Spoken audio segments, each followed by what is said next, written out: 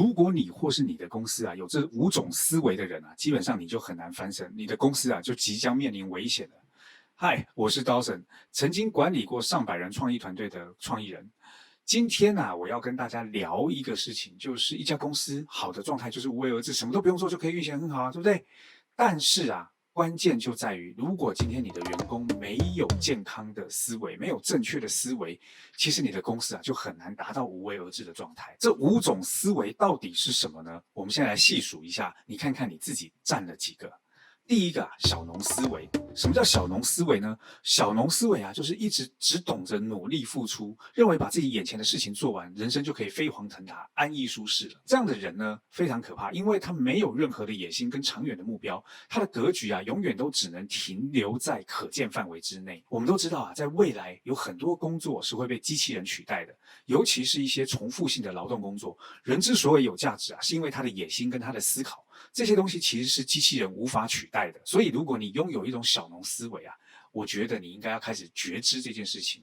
你不应该只是做眼前应该做的事，把你的兴趣、把你的人生、把你的目标定一个10年计划，用更长远的角度来做这件事情。我觉得我们在台湾一直在讲到的一种概念叫小确幸，小确幸。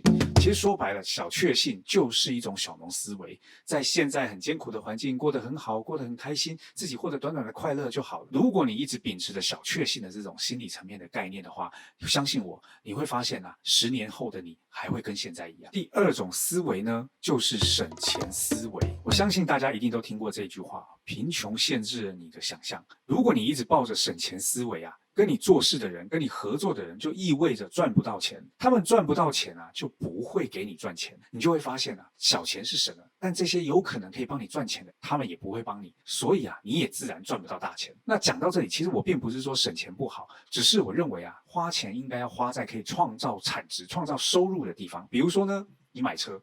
买车对于一般人来说可能就是一种享受，单纯的享受。如果今天你的花费是用来享受，那这个钱就没有花的必要。因为真正有钱人的思维，是因为他们在花这个钱的时候，他们能够知道他们可以创造产值。你想一想，为什么那些大老板他们都会买那种商务车，然后请个司机来开？因为他们在车上可以开会，可以处理公务，创造更多的产值。他们买这台车就非常有必要，因为真正有钱人有价值的其实都是时间。我曾经就问过我一个身家过亿的CEO 朋友我就问他说：“你坐飞机的时候你会坐商务舱吗？”他说其实他会看状况，他有时候会很喜欢坐经济舱。我就好奇你身家过亿为什么你要坐经济舱他就说因为坐经济舱的时候，他能够真实的看到飞机上每一个人在抱怨的状况。他回到公司之后就知道我应该来卖什么样的产品，代理什么样的产品来解决他们的抱怨。你看并不是为了省钱，而是为了赚钱。这是不是颠覆了很多人的想象？所以省钱思维的人会赚不到钱，但花钱是为了要赚更多钱的人才能够真正赚到钱。第3个，独享思维。第3个会毁掉你人生的思维就是独享思维。其实当有好项目来的时候，好东西来的时候，如果你一个人都全占了，时间久了别人也不会跟你合作。更重要的是一个人独享就意味着你一个人要付出，而当你一个人付出，你的时间成本，然后物资成本、人力成本等等都会增加，有可能还会让你利润率降低。所以要打破这种独享思维，有一个很重要的关键，就是希望每一个人在这个项目当中都能够拿到他们自己的好处，而且加上一个人的梦想是梦想，一群人的梦想就可以合力将梦想变为事实。所以合作是让每一个人都用最小的力气获得最大的成就。最简单的方式就是放弃独享思维，与别人共有、共享、共好。第4种毁掉人生的思维就是条件思维。有很多人因为害怕失败所以他就一直在等待条件到齐，要等到东风都具备以后，他才愿意开始行动。可是殊不知条件是需要自己去创造的。等待别人给你条件，你只会发现10年前的你跟现在的你都不会有任何改变，更何况还要等待别人给你条件。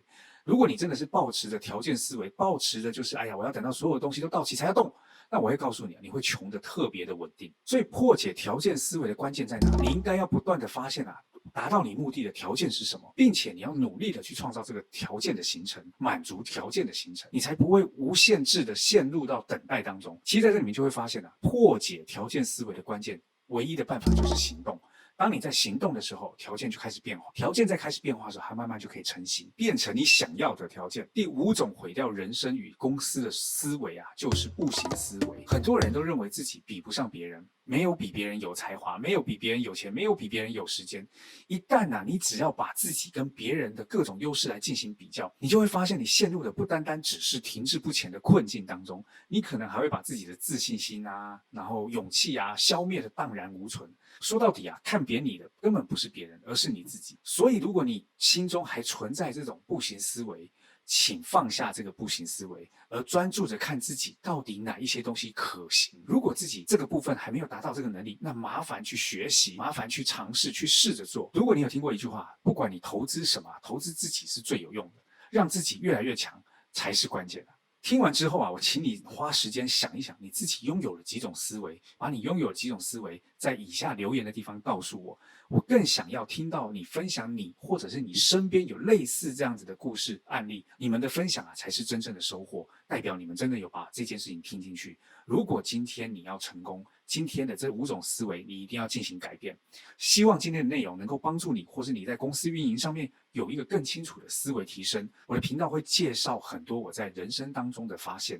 如果你喜欢我的内容欢迎订阅、留言、分享加点赞。我们下次见喽，拜拜。